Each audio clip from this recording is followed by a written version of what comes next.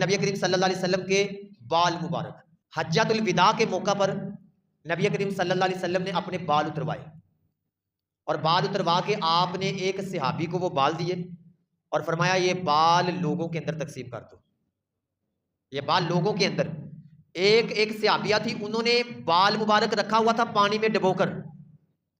जब भी कोई बीमार होता था या किसी को नजर लगती थी तो वो उनके पास जाते थे, वो नबी करीम सल्लल्लाहु अलैहि वसल्लम के मुबारक बाल वाला पानी उस मरीज को पिलाती थी तो अल्लाह उस बाल की बरकत से उस मरीज को शिफा अता कर देता था।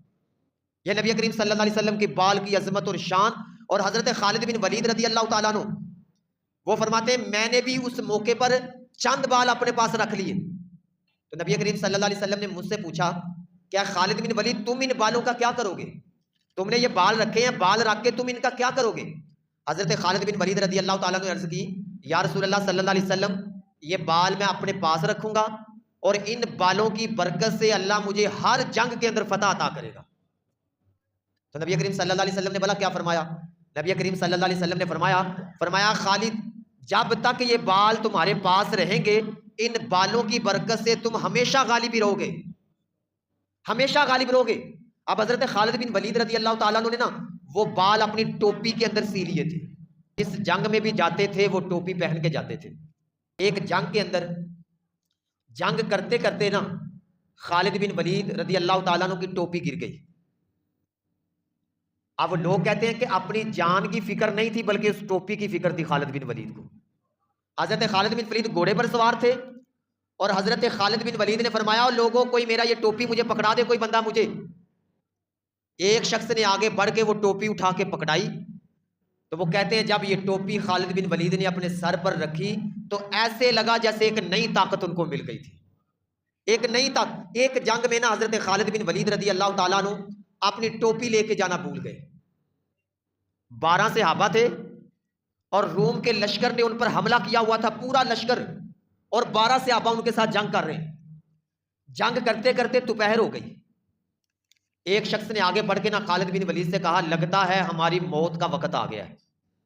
12 बंदे और पूरा लश्कर, और लड़ लड़ के एंड हो गया बिल्कुल, अब ताकत कोई नहीं रही लड़ने की भी। हजरत खालिद बिन वलीद कहने लगे मुझे भी ऐसे ही लग रहा है कि अब हमारी मौत का वक्त आ गया है। उन्होंने कहा जी इसकी क्या वजह है, फतह क्यों नहीं हो रही? हजरत खालिद बिन वलीद कहते हैं फतह इसलिए नहीं हो रही क्योंकि मेरे पास एक टोपी थी और उस टोपी में नबी करीम सल्लल्लाहु अलैहि वसल्लम के बाल मुबारक थे और उस टोपी की बरकत से अल्लाह मुझे हर जंग में फतह अता करता था, लेकिन आज मेरी वो टोपी घर रह गई। मैं अपनी टोपी घर भूल आया हूं, इसलिए मुझे भी यकीन हो रहा है कि आज हमारी शहादत पक्की है। थोड़ी देर के बाद ना जब जंग दोबारा शुरू हुई, उन्होंने देखा जी एक सवार नकाब किया हुआ उसने, और वो लश्कर को चीरता हुआ आगे बढ़ रहा है, और वो बढ़ता बढ़ता खालिद बिन वलीद के पास आया। जब खालिद बिन वलीद के पास पहुंचा ना वो सवार, नकाब किया हुआ था, आपने नहीं पहचाना। आपने पूछा तुम कौन हो? उसने कहा जी मैं आपकी बीवी हूं।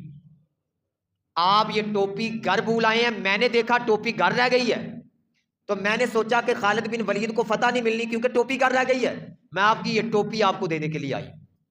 जब वो टोपी दी तो हजरत खालिद बिन वलीद ने वो टोपी सर पे रखी तो सहाबा कहते हैं हमने देखा चंद ही लम्हों में खालिद बिन वलीद ने रूमी लश्करों की सफ़े उलट पलट के रख दी सारी, और थोड़ी देर के बाद जंग में फतह मिल गई।